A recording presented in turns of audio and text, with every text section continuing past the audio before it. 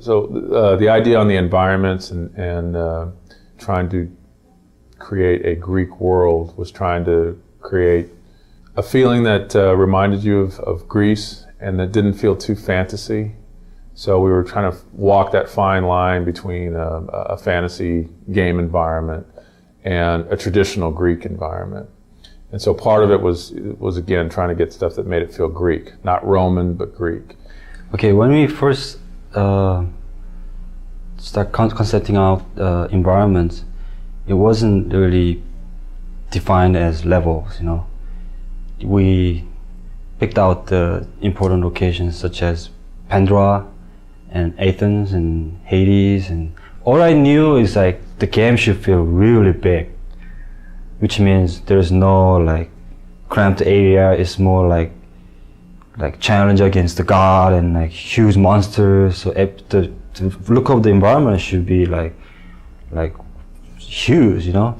So with each of the environments, what we tried to do was kind of move you through the world using color to kind of help move Dave's story along and kind of emphasize the emotional impact of what he was trying to, of the story he was trying to tell. But at the same time, if I've just come out of the ocean, where I'm battling the Hydra, where we've got, in that case, you know, there's more kind of greens and blues and things like that.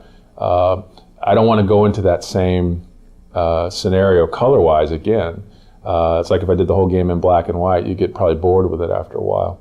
So one of the interesting aspects, especially in the Pandora section, was a lot of times you'll see multiple iterations on statues as well. And one of the reasons was that one of David's idea was he wanted those statues to come to life, whether it was Atlas or Poseidon rising out of the water. The things that were in that environment, the objects, the architecture, those types of things reflect what was going on, again, with David's story. So in Pandora, as an example, that whole sequence is about an architect who, in David's mind, is basically gone mad. And so the idea was the structures, the traps, the visual look of that should begin to reflect kind of a madman in some instance. I did that piece, even the level of the design wasn't solid yet. So, but my own interpretation, I was thinking it's like things are like there's no gravity, but at the same time things are like kind of shifting all the time, and there's infinite distance in the back. Things are flying, falling, exploding.